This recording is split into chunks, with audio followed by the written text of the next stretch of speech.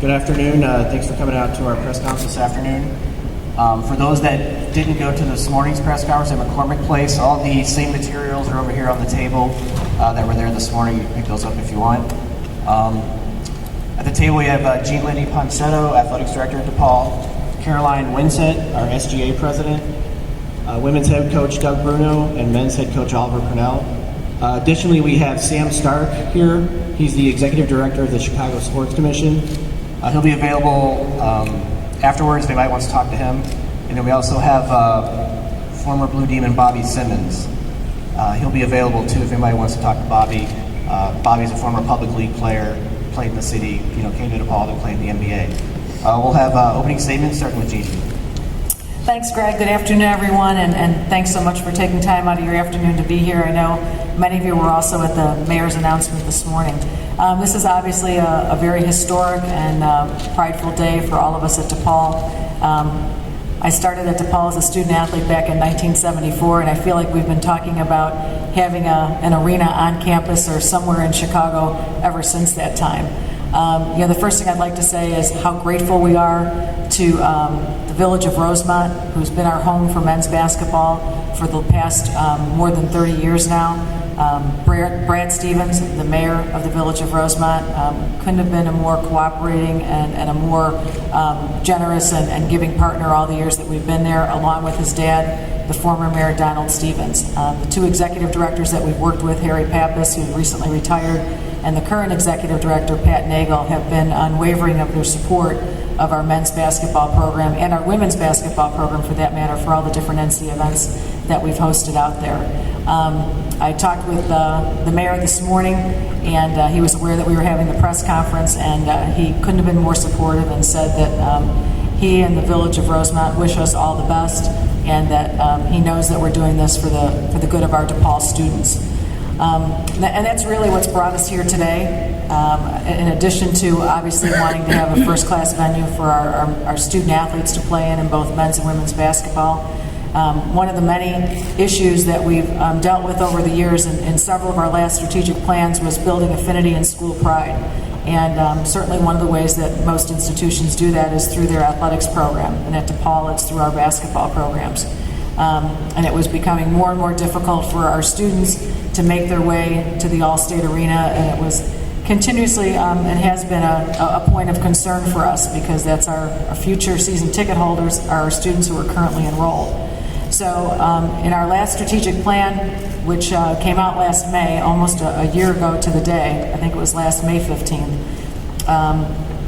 under a section titled Engagement with the City of Chicago, there was one single statement that talked about engaging with the City of Chicago and exploring opportunities to bring men's basketball back to Chicago. And I will say to you that since that day that the strategic plan came out, it has been a complete whirlwind. I don't think that at the time, many of us and a significant number of, probably all of us in the university community, did not quite recognize the outpouring of interest and support that we were going to have with partners who wanted to work with us. We did embark on a feasibility study at that time. Again, the strategic plan, Vision 2018 it's called, gave us the flexibility of looking to try and manage this between 2012 and 2018.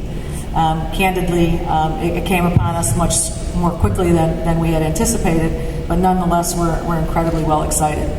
The work of our feasibility study was very clear that as we looked at our property on our campus, our campus proper here in Lincoln Park, we did not have the footprint large enough to be able to construct a facility of the size that we felt that we needed. We ideally wanted to construct a facility that was 10,000. We looked at scaling down to a facility that would have been in the 7,500 to 8,000 range.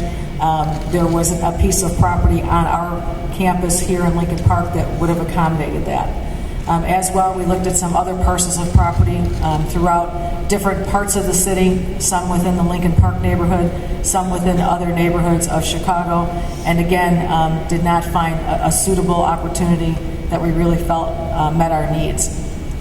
In the meantime, Father Dennis Holtschneider, our president, and the mayor have worked continuously, as Father Dennis has with the former mayor, Mayor Richard M. Daley, about the way that DePaul engages with the city of Chicago.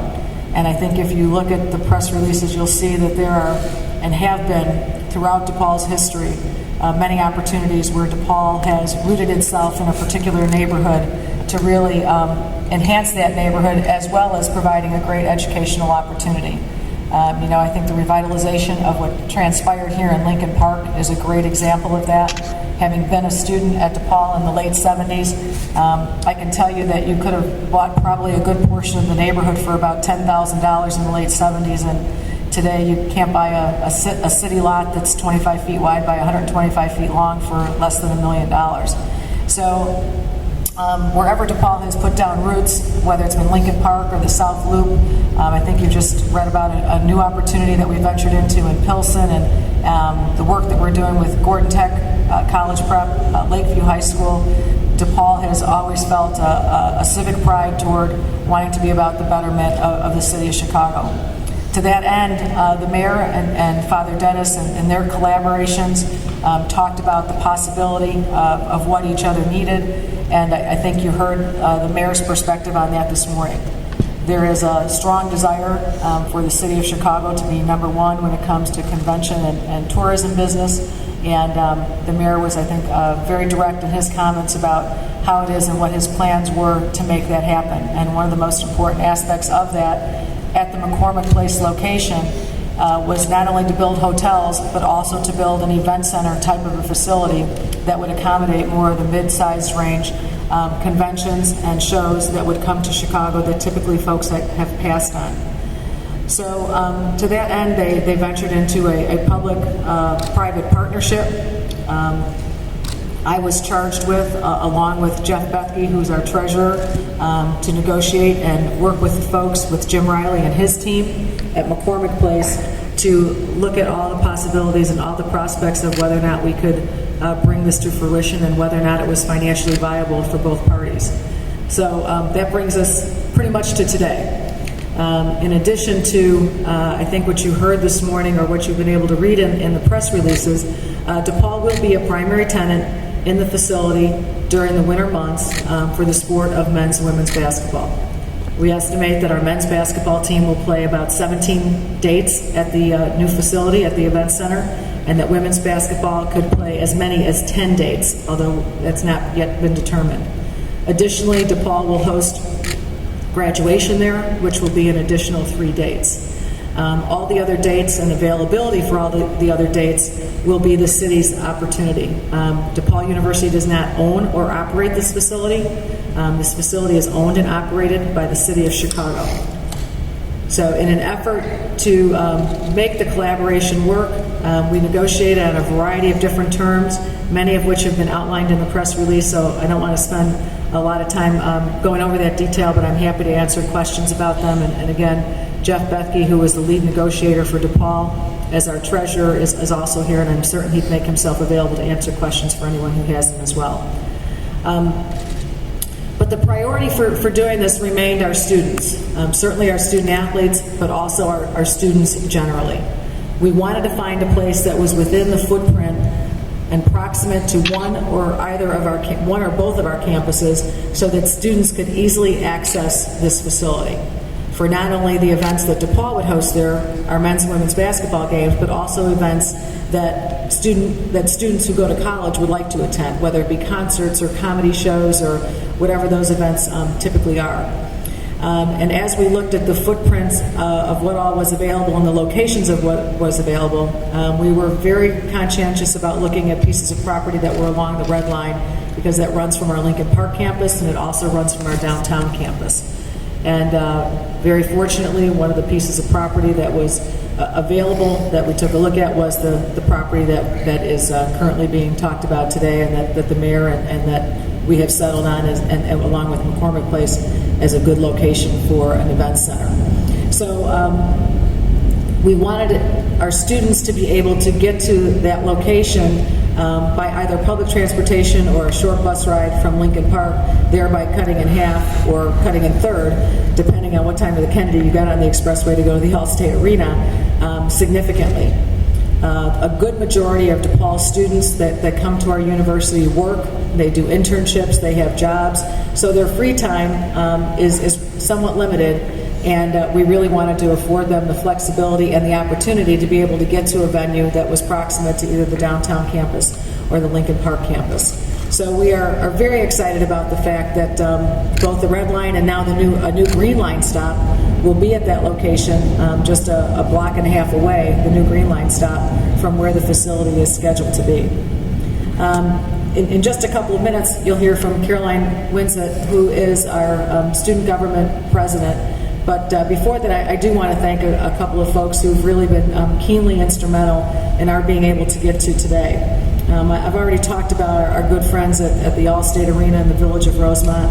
I want to thank Jim Riley from McCormick Place and the MPEA. They were extraordinary to work with, and we really look forward to a continued partnership with them as we get about the business of talking about the next set of details about the facility, the event center. I want to thank Father Dennis Holtschneider, our president. Father is a terrific visionary. He wants all good for DePaul, but one of the great things about him is that he wants all good for Chicago as well. And I think as he went about the business of working on this project with our executive committee of our board of trustees and then later our board of trustees, you could see his passion for DePaul and his love for the city of Chicago. I also want to thank the executive committee of our board of trustees, Jim Janess, who's our current chair, Bill Bennett, who's our incoming chair, and Mary Dempsey, who's our previous chair. All of them served on a task force with myself and Jeff Bethke and worked with Father Dennis to get to a point where we've gotten to be able to announce today's announcement about the facility. I also want to thank the good folks who work in our general counsel's office, our general counsel, Jose Padilla, and one of his assistant general counsels, Rick Ragrus, who also was very instrumental in the negotiations that brought us to being able to make today's announcement with the city of Chicago. Right now, before I turn it over to the coaches, I would like to introduce Caroline Winsett. Caroline and her vice president, Casey Clemens, who will be available for questions afterwards, have kind of walked this journey with us, with many of our student leaders throughout the past year. And so I'd like for Caroline to have an opportunity to share with you some of the sentiments that she has on behalf of our students.